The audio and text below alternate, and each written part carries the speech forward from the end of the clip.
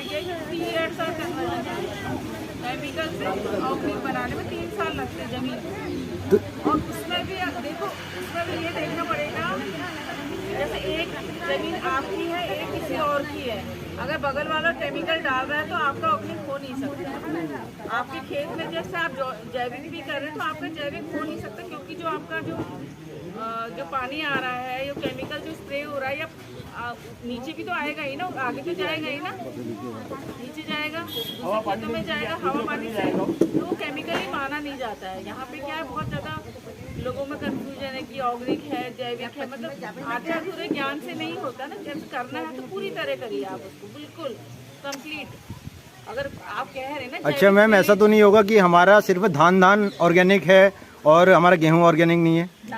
अगर एक ही क्रॉप एक ही फील्ड से लिया है तो नहीं, एक ही फील्ड से लिया है तो नहीं। एक ही फील्ड से लिया है तो हमारा धान, वही धान बोया तो हमारा धान भी ऑर्गेनिक होगा, गेहूँ भी ऑर्गेनिक होगा, हल्दी भी ऑर्गेनिक होगी, अदरक भी ऑर्गेनिक होगा, सेम फील्ड से ना, सब कुछ ऑर्गेनिक होगा।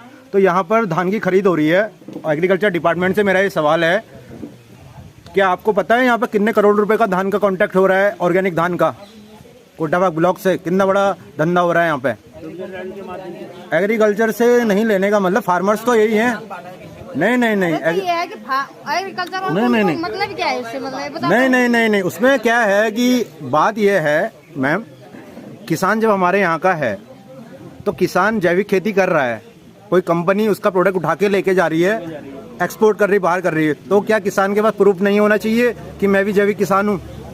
कम से कम किसान के हाथ में कोई कागज तो हो अपने को प्रूफ करने के लिए कि मैं, सर्टिफिकेशन होता है, सर्टिफिकेशन होता है ना, वो धान उठा के ले जाते हैं, हमें कुछ नहीं दे जाते हैं। ट्रेशनट कोड होता है, सब कुछ होता है, फ्री में ले जाते हैं, है ना? ऐसे ले जाते हैं, हाँ फ्री में ले जाते हैं, बोलो ना, नहीं दे जाते हैं। तो ऐसा है ना, देखो मेरा कहने का मतलब ये है, अगर धान ऑर्गेनिक है तो गेहूं भी ऑर्गेनिक होना चाहिए। धान तो हमारा एक्सपोर्ट हो जा रहा है, गेहूं के लिए हम यहाँ मंडियों में भटक रहे हैं गेहूं बेचने के लिए, समझ रहे हो मेरी बात को? तो अगर वो भी हमारे हाथ में खुद सर्टिफिकेट होता तो उसकी 20%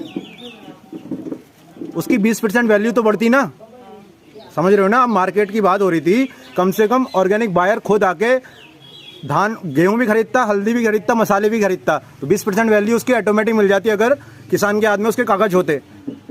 क्या गवर्नमेंट डिपार्टमेंट का इसमें इन्वॉल्वमेंट नहीं होना चाहिए? यहाँ पे यादव जी थे जो सीईओ रह चुके हैं, यादव जी से परमिशन लेके यहाँ पर धान का 5,000 रुपये कुंटल का रेट तय हुआ था, अखबार में उसकी कटिंग आई है।